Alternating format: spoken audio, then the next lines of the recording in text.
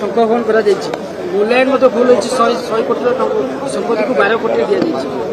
ନାଇଁ ସେ ସବୁ ଦେଖନ୍ତୁ ଗୋटे ଜିନିଷ ହେଲା ଓଡ଼ିଶାକୁ ଆଗକେ ବଢ଼ାଇବା ପଛକୁ ଓଲଟିକିରି ନ ଦେଖିକିରି ଆଗକୁ ନେବା ଏବଂ ଓଲଟିଲା ବେଳକୁ ଯେଉଁ ଭୁଲ କରିଛନ୍ତି ଯେଉଁ ଭୁଲରେ ଓଡ଼ିଶା ଅପମାନିତ ହେଇଛି ଓଡ଼ିଶା କ୍ଷତିଗ୍ରସ୍ତ ହେଇଛି ଓଡ଼ିଶାର ଗରିବ ଲୋକ ତାର ରାଜସ୍ୱ ହରାଇଛି ସେ ବାବଦରେ ତଦନ୍ତ ମଧ୍ୟ କରିବା ଏବଂ ତଦନ୍ତରେ ଯେଉଁମାନେ ଏଭଳିଆ କାମରେ ଲିପ୍ତ ଥିଲେ ତାଙ୍କ ବିରୁଦ୍ଧରେ କାର୍ଯ୍ୟାନୁଷ୍ଠାନ ଗ୍ରହଣ କରିବାଟା ମଧ୍ୟ ଆଗାମୀ ଦିନରେ ଆପଣମାନେ ସେହି ପଦକ୍ଷେପ ଦେଖିବେ। ଏ ଖୋଳତାଳ ବିଷୟ ତ ଚାଲିଛି। ଖୋଳତାଳ ସେମାନେ ତ ଯାହା ଚାହୁଁଥିଲେ ତାହା କରୁଥିଲେ। ଅଫିସର ମାନଙ୍କର ରାଜତ୍ୱ ଚାଲିଥିଲା। ରାଜନୈତିକ ନେତା ମାନେ ଚୌକି ଲଗାଉଥିଲେ, ଅଫିସର ମାନେ ଆସିକରି ଚୌକିରେ ବସୁଥିଲେ, ଭାଷଣ ଦେଉଥିଲେ।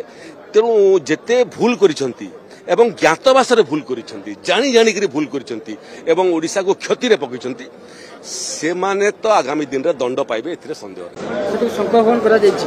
ମୂଲ୍ୟାୟନ ମଧ୍ୟ ଭୁଲ ହୋଇଛି। 100 କୋଟିର ସମ୍ପତ୍ତିକୁ 12 କୋଟିରେ ଦିଆଯାଇଛି।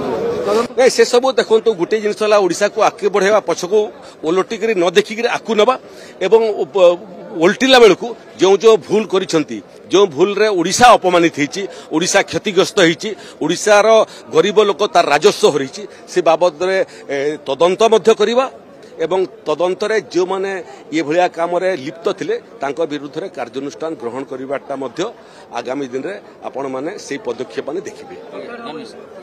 ଏ ଖୋଳତାଳ ବିଷୟ ତ ଚାଲିଛି। ଖୋଳତାଳ ସେମାନେ ତ ଯାହା ଚାହୁଁଥିଲେ ତାହା କରୁଥିଲେ। ଅଫିସର ମାନଙ୍କର ରାଜତ୍ୱ ଚାଲିଥିଲା।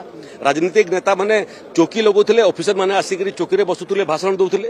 ତେଣୁ ଯେତେ ଭୁଲ କରିଛନ୍ତି ଏବଂ ଜ୍ଞାତବାସରେ ଭୁଲ କରିଛନ୍ତି, ଜାଣି ଜାଣିକରି ଭୁଲ କରିଛନ୍ତି ଏବଂ ଓଡ଼ିଶାକୁ କ୍ଷତିରେ ପକାଇଛନ୍ତି ସେମାନେ ତ ଆଗାମୀ ଦିନରେ ଦଣ୍ଡ ପାଇବେ, ଏଥିରେ ସନ୍ଦେହ ନାହିଁ।